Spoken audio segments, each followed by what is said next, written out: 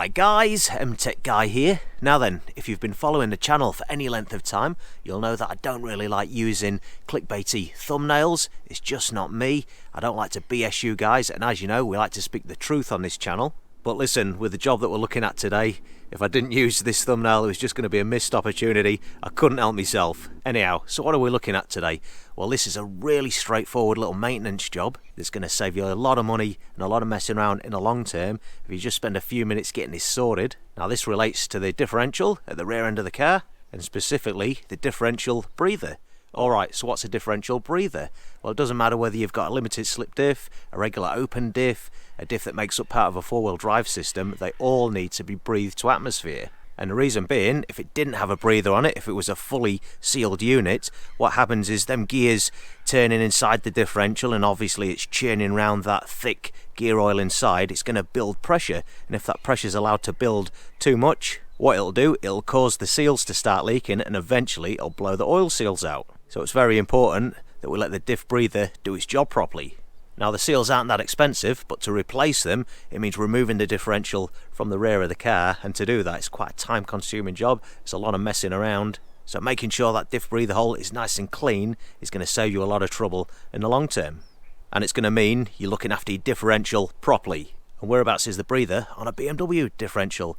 Well, normally it's on the rear cover of the differential towards the top, and it doesn't have a pipe or a dust cover. It's just a little tiny hole, and it's positioned towards the top of the cover, so you're way above the oil level. It's not submerged and it's not going to get blocked up too easily, but of course you do have that road dirt and grime blocking it up from the outside. So that's what we're going to take a look, giving a good clean out today and making sure that diff can breathe properly.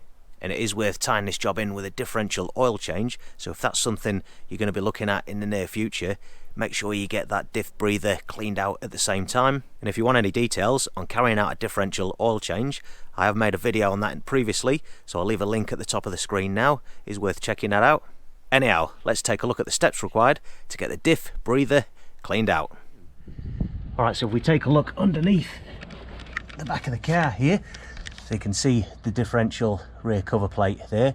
Now the vent hole is right up the top corner there. It's about at the 1 o'clock position. It's actually hidden behind this aluminium cross member, and when you look up the gap there, you'll see just a tiny little flat piece cast into the rear of the cover just about there. There's a very tiny hole there. Now it's almost impossible to get up between the cover and the rear aluminium cross member to be able to clean it out. Now the hole is very small, and I'm going to be using a safety pin just to clear the hole out. So before I get too carried away, what I'm going to do is just get some brake clean and blast it right up there just to clean the surface of where the hole is, just to avoid getting any debris pushed into the differential.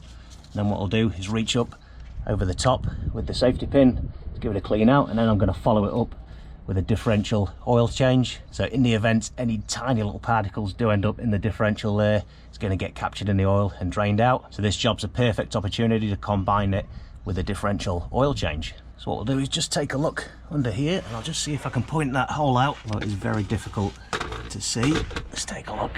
Right, laid underneath the differential here, and that's the front end of the car that way. Take a look up here, just about make it out. You can see where that bolt is there. It's just to the left hand side of it. You can see a little cast piece there, and it's a tiny little hole. I'll just zoom into that.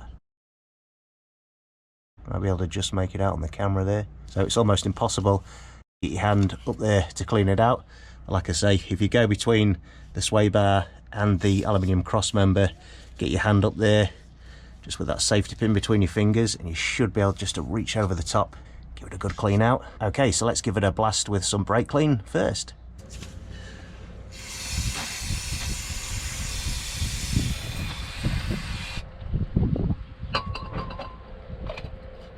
I don't know if you guys can make that out up there, but I've got the needle in there finally. It took about a million goes, as you can see, moving there.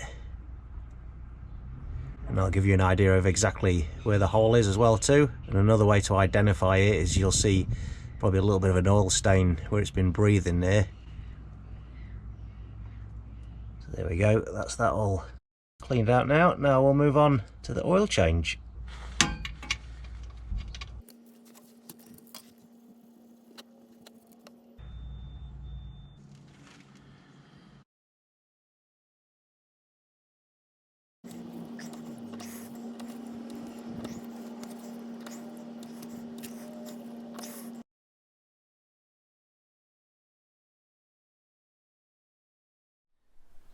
Alright guys, so there we have it. That's the differential breather now cleaned out, so that's not going to give us any issues moving forward for quite some time. Now if you found the video interesting or useful, don't forget to give it a like, and make sure you go and check out the rest of my YouTube channel for more BMW E60 M5 DIY content.